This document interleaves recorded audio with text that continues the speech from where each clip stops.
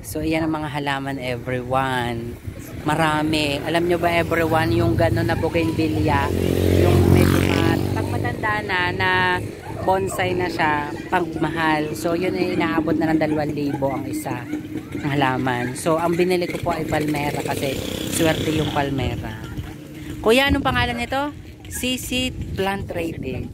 Yan, sa CC Plant Trading po kami bumili. Nagbablog po ako.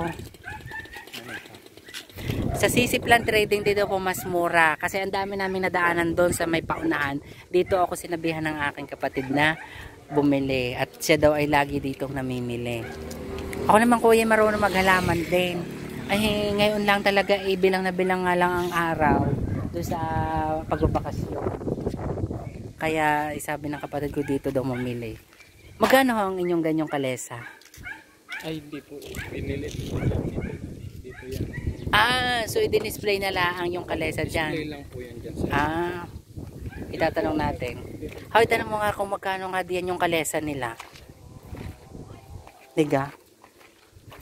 Magkano kaya ang kalesa nila dyan? Oo, meron din silang kalesa. Huwag niyo sasabihin na mo yung sa akin ganyan. Titingnan lang natin. Magkano daw yung pagtitinda lang yung